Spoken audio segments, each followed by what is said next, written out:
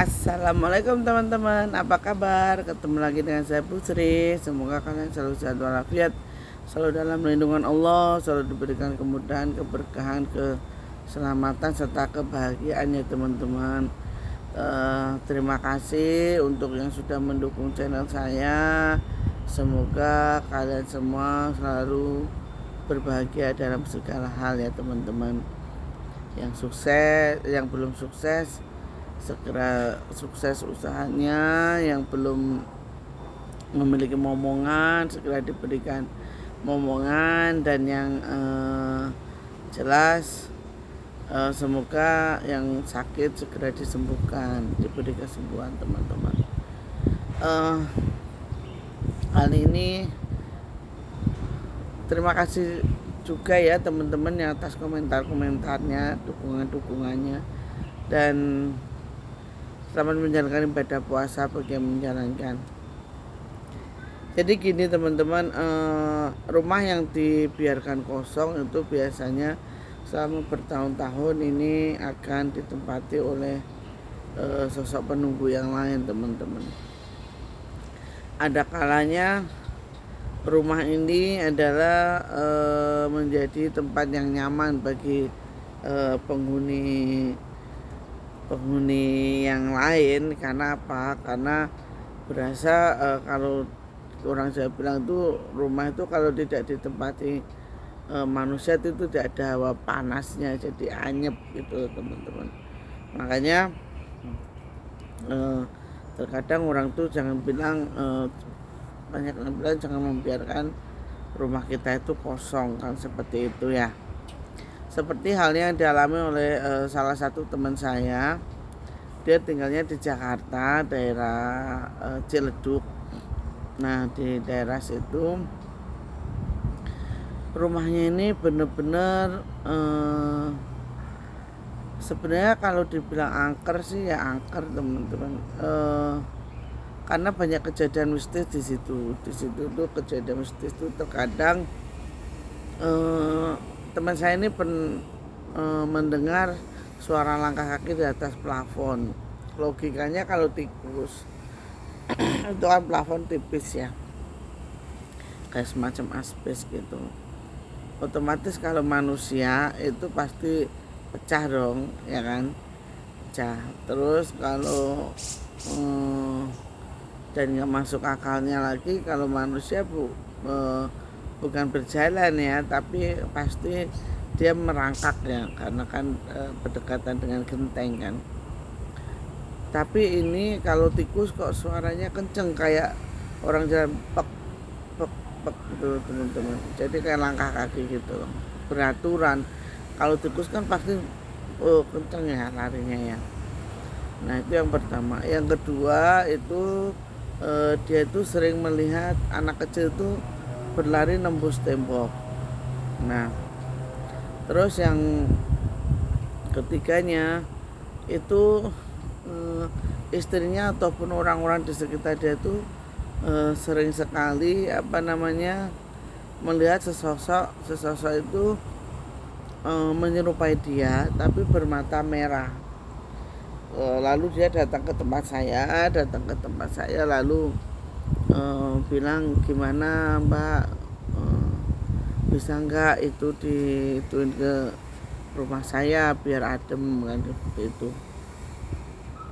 Sebenarnya sebelumnya juga 3 minggu yang lalu itu ada yang orang ke sana, 2 orang, satunya itu sakit sampai sekarang kata dia. Terus saya bilang coba tanya, kasih tahu alamatnya dulu, saya bilang gitu kan.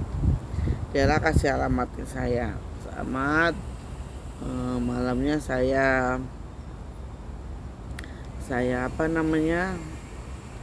doain, saya lihat rumahnya, dan saya tanya keesokan harinya, kan dia kerja deket saya ya.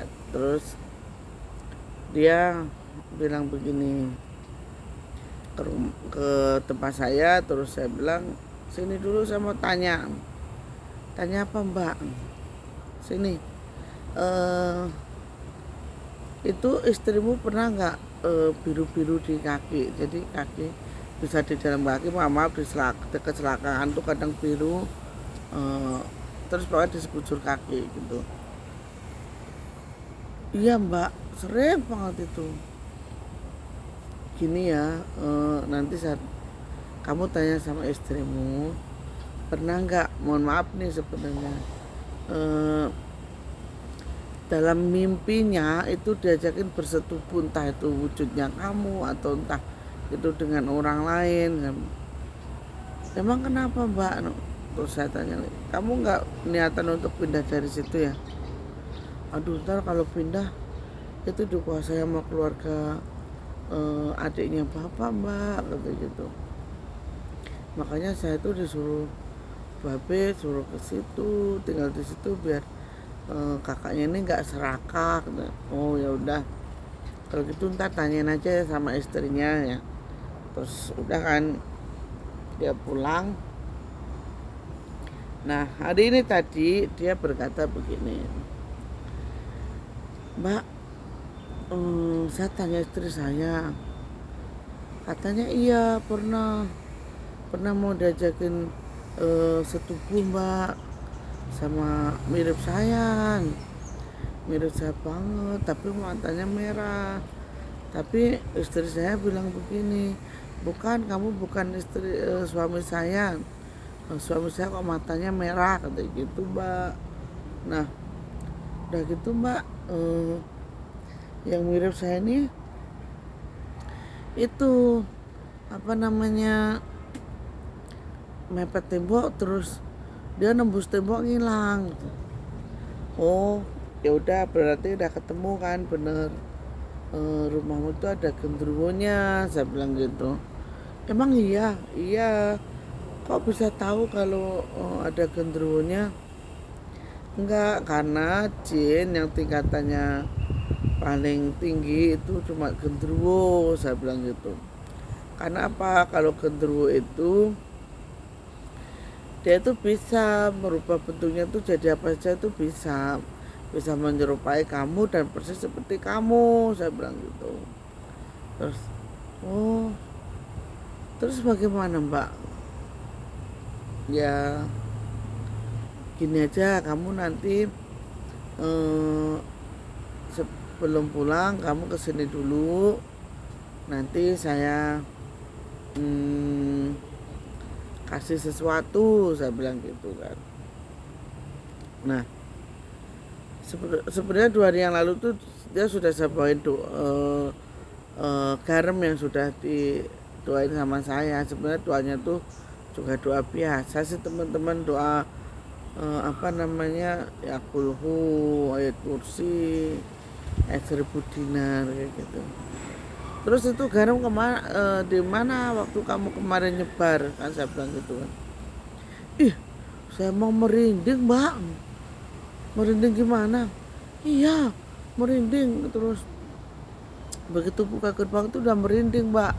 Terus udah gitu mbak, kayak ada suara orang berdesak gini mbak. Kayak gitu mbak, gitu. Oh emang iya, saya bilang gitu kan.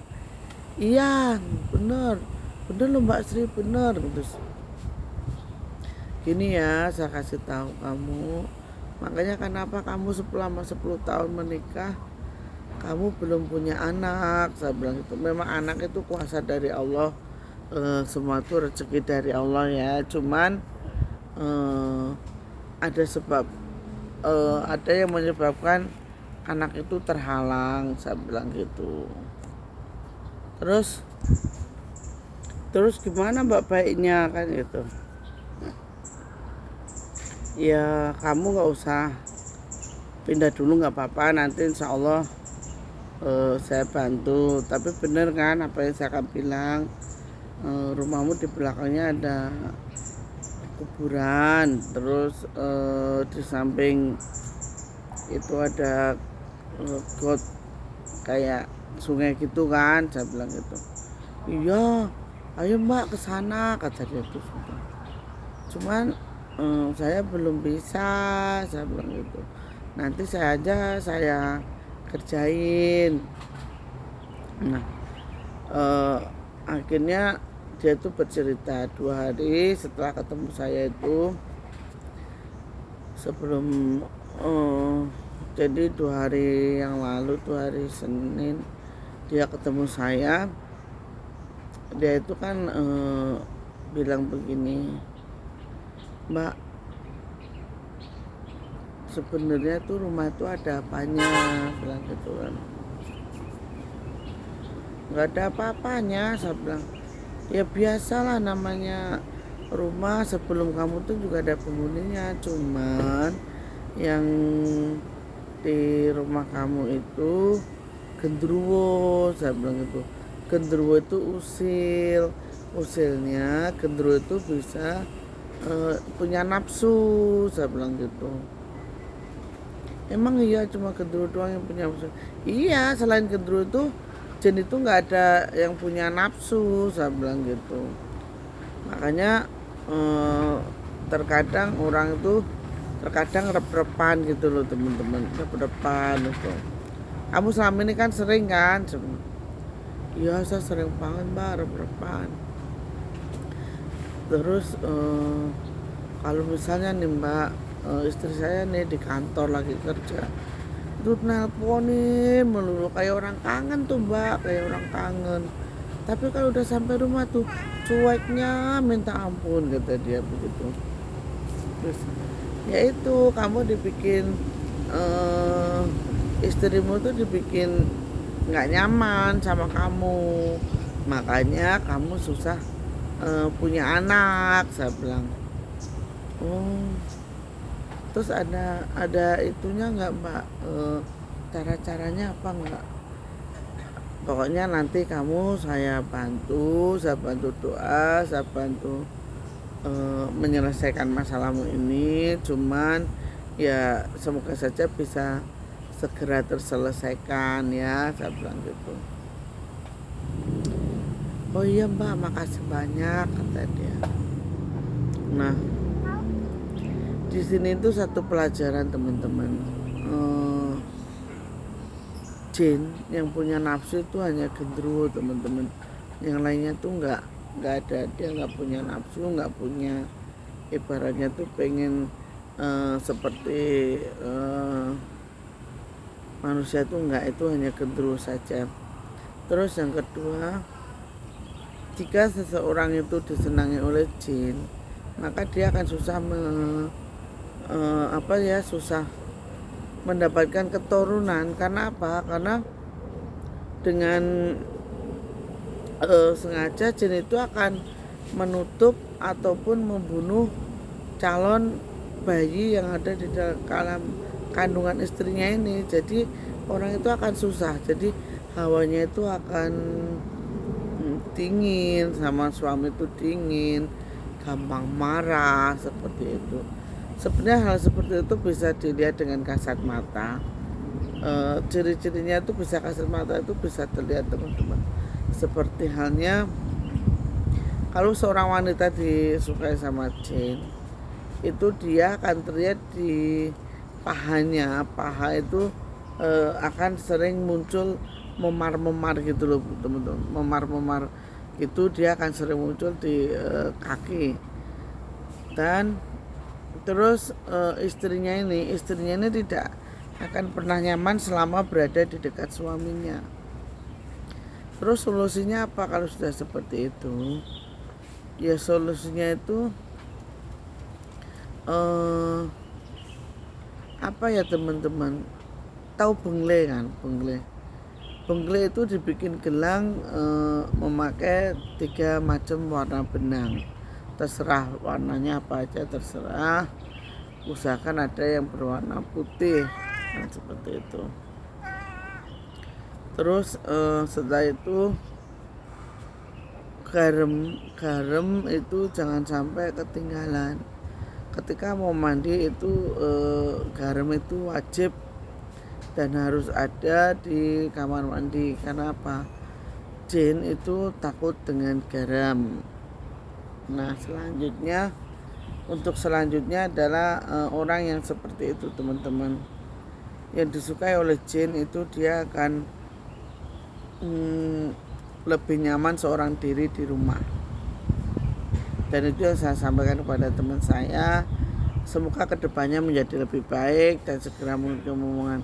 Karena sudah 10 tahun menikah belum memiliki momongan. Akhir kata hanya itu yang bisa saya sampaikan. Mudah-mudahan ada manfaatnya. Kurang dan lebihnya mohon untuk dimaafkan. Assalamualaikum warahmatullahi wabarakatuh. Sehat-sehat untuk kalian semua, amin.